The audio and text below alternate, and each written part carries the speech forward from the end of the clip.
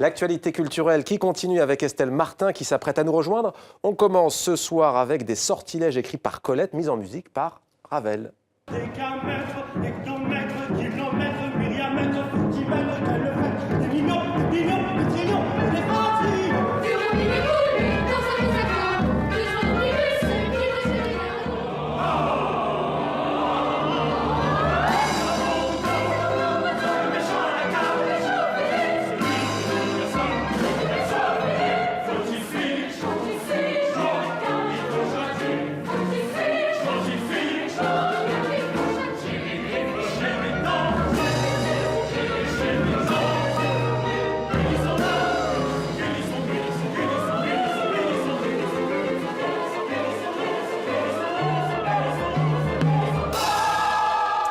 Bonsoir Estelle, L'Enfant et les sortilèges, un opéra pour enfants à voir ce week-end au Théâtre des Champs-Élysées à Paris. Oui, c'est la pièce rêvée pour faire apprécier aux enfants, aux jeunes enfants, l'opéra.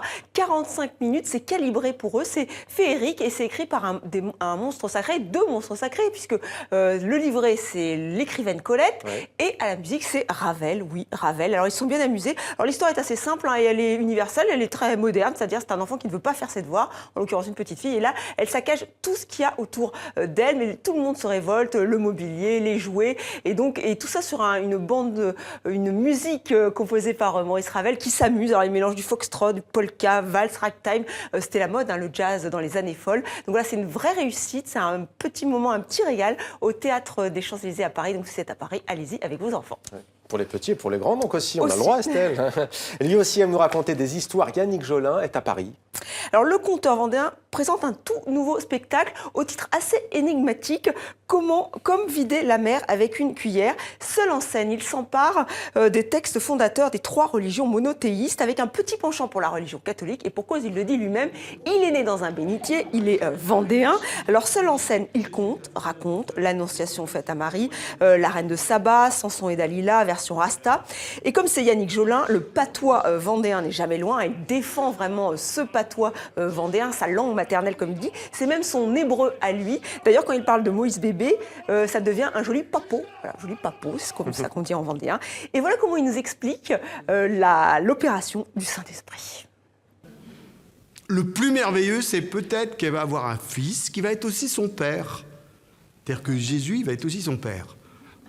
Au niveau du modèle familial, c'est quand même pas très clair. Ça, c'est... Si tu veux, avant, Dieu, il était au-dessus, il descendait pas. Il parlait qu'à des gars, d'ailleurs, toujours. Puis là, il a besoin de descendre, donc il a besoin d'un ventre de femme, donc c'est un genre de mère porteuse. Et donc, il va avoir un fils, Jésus, qui va être aussi le Père, et c'est par le Saint-Esprit, c'est ce qu'on appelle l'opération du Saint-Esprit, tu vois. C'est pas très facile à comprendre, hein. C'est même totalement incompréhensible, et c'est pour ça qu'il faut y croire, disait Saint-Augustin.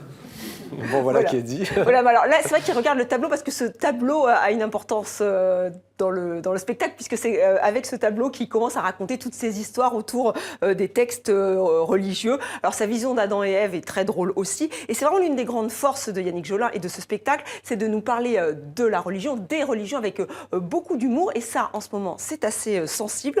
Il se veut comme un passeur. Il redoute que l'histoire religieuse, l'histoire judéo-chrétienne notamment, passe à la trappe. Écoutez-le. La laïcité, finalement, dans ce qu'elle a de moins bien, c'est qu'on a acheté le bébé avec l'eau du bain. C'est-à-dire qu'on a acheté aussi ce récit qui est fondateur, qui est une grande part de notre civilisation. Il y a un côté pragmatique chez l'être humain et il y a un côté totalement irrationnel. Ce côté irrationnel, il a besoin d'être nourri, d'une manière ou d'une autre.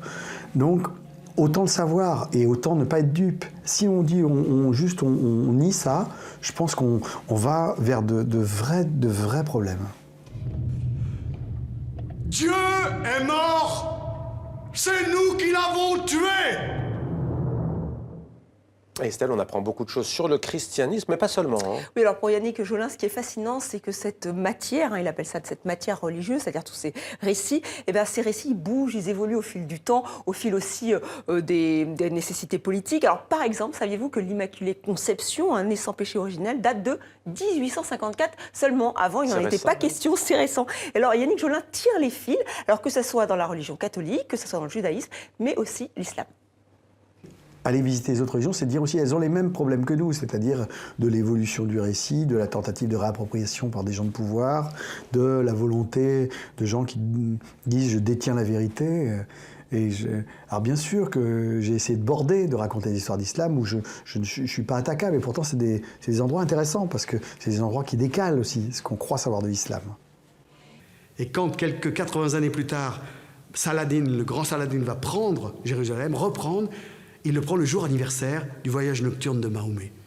Et il le prend avec une certaine délicatesse, épargnant femmes et enfants, et rétablissant la liberté de culte en vertu d'un principe fondamental de l'islam qui dit « en religion, point de contrainte ».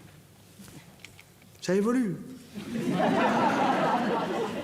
Oui, ça fait beaucoup rire dans la salle. Alors, si vous ne pouvez pas aller voir ce spectacle qui se joue jusqu'au 26 mars, donc au Bouffe du Nord, qui est un des plus jolis petits théâtres de Paris, eh bien, écoutez, il y a la version livre-disque aux éditions Le Beau Monde. Et au programme également du cinéma, Estelle, voilà qui nous emmène loin, très loin de Paris. À Saguenay. C'est au Québec, oui monsieur. Alors pour le festival Regard qui célèbre depuis 20 ans le court métrage, et depuis 20 ans ils montrent qu'ils sont très curieux du cinéma. D'ailleurs leur bande-annonce est assez drôle là aussi, puisque vous allez voir tout de suite, c'est un petit clin d'œil à un grand classique du cinéma, le landau, l'escalier, allez vous avez deviné, c'est le cuirassé Potemkin d'Eisenstein. Alors ce festival veut nous faire découvrir la nouvelle génération de cinéastes québécois, mais pas seulement. Vous ne pouvez pas aller à Saguenay, nous non plus, mais heureusement nous avons trouvé la parade, puisqu'il y a le site du festival, on peut tout regarder en live, c'est sur festivalregard.com. Si vous voulez tout savoir de la prochaine génération de grands cinéastes québécois ou pas, allez sur ce site.